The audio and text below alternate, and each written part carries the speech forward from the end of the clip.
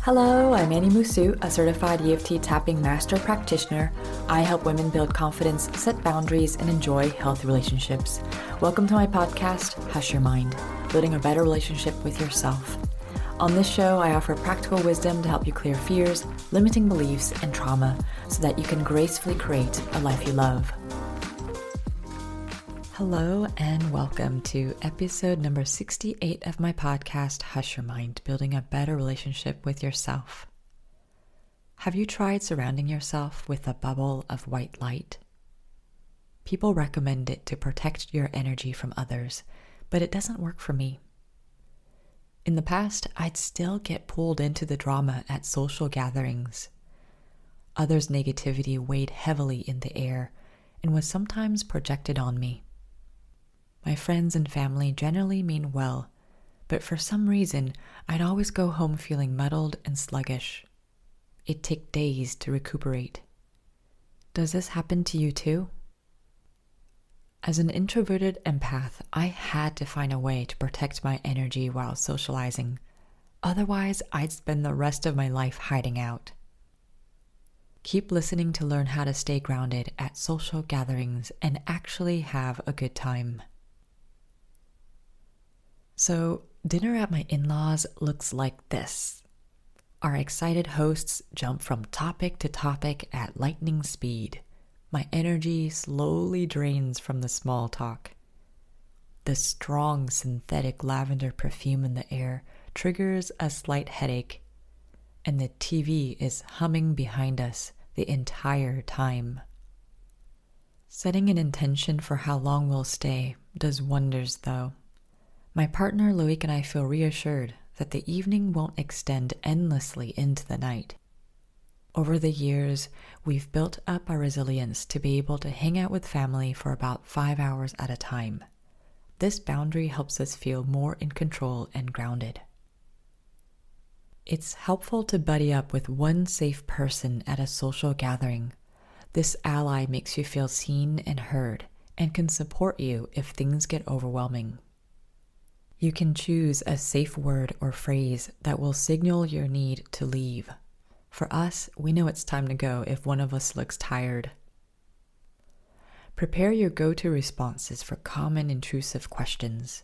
This might seem ridiculous until you try it, but figuring out what we're willing to share and how to handle rude questions gives us back a sense of agency. Here are a few examples. I'd rather talk about something else. Thanks for your opinion, but this works for me. I appreciate you worrying about me, but I've got it. I want to keep that private. I'll let you know when I'm ready to discuss this. You don't have to always accept an invitation to the family gathering. Give yourself permission to speak your truth. Ask yourself, which gatherings bring me joy? As an introvert, one-to-one conversations energize me. So during a social gathering, I tend to drift towards one or two people who also enjoy deep discussions. This never fails to invigorate me, and I end up having a great time. Author Jen Granman encourages us to ask open-ended questions to connect more deeply with others. For example, instead of, "How was your weekend?" try, "What was your favorite part of your weekend?" Or ask, "How long have you been living here?" and follow up with, "What do you like about the area?" Even if I do get caught up in a fascinating chat, I try to take breaks from all the noise to reconnect with my body. Loic and I often hang out with a couple we're friends with in their backyard arboretum, so it's easy to stroll whenever we feel like it. Standing up, breathing fresh air, and admiring the roses always help. At my in-laws, I take advantage of bathroom breaks to do a few stretches. You could also help make the table or wash dishes to get your body moving and practice presence. The French love to mingle for 1 to 2 hours during the apéritif, or pre-dinner drinks. So I make sure to have a nutritious snack like a handful of unsalted cashews before arriving. Or I only eat the healthiest hors d'oeuvre. That way I'm not starving and my energy stays strong. Lesson learned. If you're stuck at a dinner table, you can use simple grounding techniques like grabbing the floor with your toes or noticing how the chair feels against your back to engage your senses and focus on the present. So I've already shared so many tips, but the most impactful tip to protect my energy at social gatherings is the next one. Notice what you're tuning into. Imagine that each person is like a radio tower. Radio towers with similar frequencies naturally pick up each other's signal. Like attracts like, as they say. So if you're tuned into the frequency of fear, you'll pick up other frequencies of fear around you.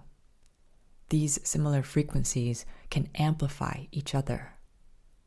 If you're unaware of what you're tuning into, you might absorb others' energy without realizing it. Perhaps you're talking with a friend and suddenly you start worrying about your finances. When you step back, you realize that you weren't worried initially. Your friend's worries seemed to transfer to you. Have you ever noticed this? Those of us who tend to people please may experience this all the time. We learned to feel responsible for others' happiness and take on their tough emotions. This may have served us as kids with few resources. So, how do you know when you're absorbing others' energy? Start by observing your inner world as you interact with people. Notice if you repeatedly feel anxious, confused, or angry in a certain situation. How did you feel before talking with this person? How do you feel afterwards? This might be challenging if we're used to focusing our attention on others instead of ourselves. Breathe deeply and note any bodily tension. Silently send their energy back. You could go further and see if any part of you is asking for your attention. If your friends and families are mirrors, what can you learn about yourself? What needs are unmet? Do you need to set a boundary? Is it possible that this pain someone created in you is guiding you back home to yourself? If you don't feel appreciated, is it possible that you don't value a part of yourself? In the long term, cultivating self-awareness and healing my emotional baggage make the biggest difference at any social gathering. Once you create a sense of peace within, you won't be at the whim of others as often. You'll know what's yours and leave the rest. You'll feel empowered to voice your truth and show up as yourself. If you'd like personalized guidance to create healthy relationships, I'm trading free EFT sessions in exchange for a short interview. You can learn more and sign up at hushyourmind.com/interview. The link is also in the show notes. In conclusion, take your power back. I'm grateful to be able to spend time with friends and family without absorbing all their energy. I can chat with them at the dinner table and sense when I'm being pulled into fear or negativity. It's much easier to set boundaries without feeling responsible for making others happy. I get to enjoy one of the greatest pleasures in life, connection with loved ones, thanks to the stable foundation I've built within myself. There are many ways to protect our energy while socializing. We can plan ahead of time by setting an intention, buddying up with a safe person, and preparing answers to rude questions. During social events, you can seek one-to-one conversations, take breaks, and connect with your body. Ultimately, the more we become aware of our inner world, the less the outer world can influence us. You can learn to sense other people's energy and choose to give love only to those who truly matter. So I'm curious, how will you protect your energy at the next social gathering?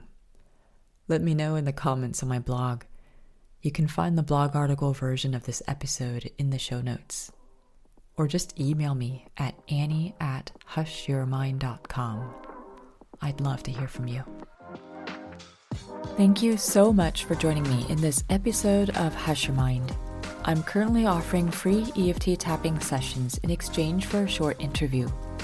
Book your session at hushyourmind.com/interview and get a free EFT meditation and guide for people pleasing. The links are in the show notes. May you have the courage to love and accept yourself. Be well and take care.